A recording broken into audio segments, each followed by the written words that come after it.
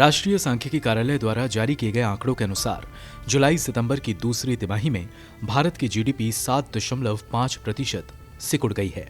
गौर करें, ये आंकड़े उस काल के हैं जब देश में लॉकडाउन खत्म हो चुका था और आर्थिक गतिविधियों को गति देने के लिए सरकार आत्मनिर्भर भारत और तमाम दूसरी नई योजनाएं चला रही थी।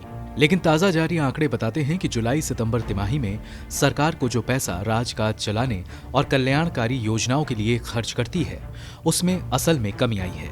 इसका मतलब है कि मई महीने में घोषित 20 लाख करोड़ के पैकेज का फायदा लोगों तक नहीं पहुंचा है और सरकार अर्थव्यवस्था में ज्यादा पैसा डालने में नाकाम रही है। राष्ट्रीय सांख्यिकी कार्यालय के आंकड़ों के मुताबिक साल 2020 की पहली तिमाही में सरकार ने 7,26,278 करोड़ रुपए खर्च किए थे, जबकि इस वित्त वर्ष की दूसरी तिमाही यानी जुलाई सितंबर तिमाही में ये आंकड़ा घटकर रह गया 5,61,812 करोड़ रुपए।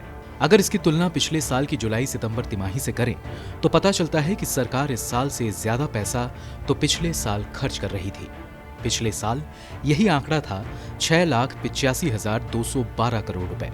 आर्थिक जानकारों की माने तो सरकार को इस वक्त ज्यादा से ज्यादा पैसा खर्च करना चाहिए ताकि लोगों की क्रय शक्ति बढ़े, जो आर्थिक चक्का घुमाने के लिए जरूरी है। लेकिन सरकार की समस्या ये है कि उसका खजाना खाली है। अक्टूबर महीने में ही अनुमानित राजकोषीय घाटा बजटीय अनुमान के 120% तक पहुंच गया था। दरअसल केंद्रीय बजट 2020-21 में अनुमानित राजकोषीय घाटे का लक्ष्य 7.96 लाख करोड़ रुपए था, जो कि 7 महीने में ही 9.53 लाख करोड़ रुपए हो चुका है। इसी तरह सरकार लगातार जीएसटी कलेक्शन में पिछड़ रही है। अक्टूबर में फरवरी महीने के बाद पहली बार जीएसटी कलेक्शन 1 लाख करोड़ रुपए के पार गया, वरना हर महीने जीएसटी कलेक्शन लक्ष्य से कम था।